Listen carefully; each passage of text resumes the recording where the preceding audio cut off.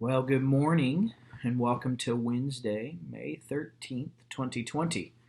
We are right in the thick of it in Psalm 23 and wanted to invite you in to join us once again to an encounter with the presence of God through Psalm 23. The Lord is my shepherd, I shall not want. He makes me to lie down in green pastures. He leads me beside the still waters. He restores my soul. He leads me in the paths of righteousness for his name's sake. Yea, though I walk through the valley of the shadow of death, I will fear no evil, for you are with me. Your rod and your staff, they comfort me. You prepare a table before me in the presence of my enemies.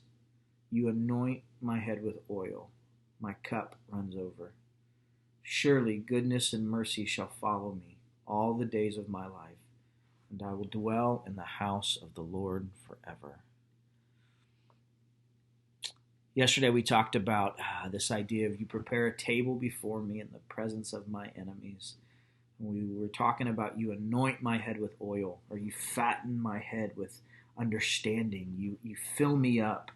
And I think of how often we were talking yesterday about how often the thoughts racing through my head, my mind frame, my headspace, if you will, is preoccupied. It's occupied either ahead of time with things of fears and anxieties, or occupied ahead of time with to-do lists, or it can be occupied in the past with regrets and things we wish we could change and whatnot.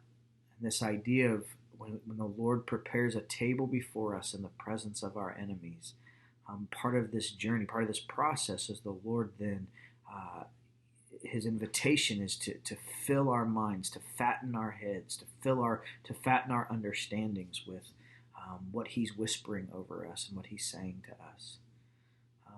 And I want to offer in this transition that this intimacy that's cultivated at the table where he fills us up, this is intended to become our anchor point. It's intended to become the thing that re-anchors us back into who he says we are. So we find ourselves in a place of, once again, my cup runs over. If you remember back in verse 1, the Lord is my shepherd, I shall not want. So the promise is that there would be no lack. But here in intimacy, what we find is that lack isn't even a part of the conversation. I have so much that my cup is actually overflowing. And that word for my cup runs over, it's indicative of the celebration of a feast, is what it's alluding to. Now, as we look at this, I want to jump into this next section with you. And he says, surely goodness and mercy shall follow me all the days of my life. I don't know about you, but there are many times as I sit in his presence and he begins to talk to me and he begins to whisper to me, that I realize, oh my goodness, my lot has fallen in good places. Man, he is here with me this whole time and I didn't see him. And then what we find here is that David understood that there are two, I'm going to use this language, they're like the two angelic forces. There's two principalities in a good way that the Lord has assigned to every believer. And it's this angel, if you will, of goodness, and it's this angel of mercy. Mercy can also be translated like loving kindness. And so what David is saying is that as he sits at the table and he recognizes that the Lord is filling him with who he really is. He can hear the voice of his Father telling him that he loves him. He finds that, oh my gosh, my life is overflowing in front of me.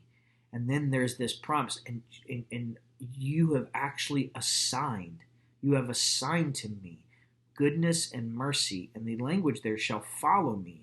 In the Hebrew, it's not really follow, it's more like they shall pursue me all the days of my life.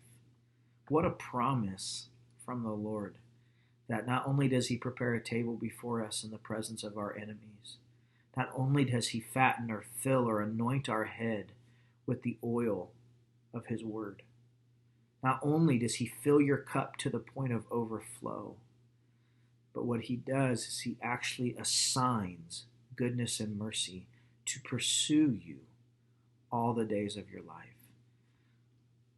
I want to offer that today, There's probably some points where you'll be working or in the house and just doing life. And you may lose sight of his goodness and his mercy. You may lose sight of where they're at. You may look around and suddenly the anxiety has come back.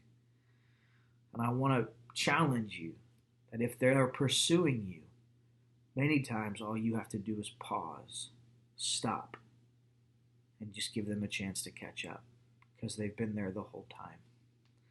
And so our heart today, Rachel and I, as we've been praying and holding you in our hearts, our heart is that you would taste and see that the Lord is good today, that you would be overcome with his affection for you, that you would discover again and again and again that no matter what happens, goodness and mercy are pursuing you all the days of your life.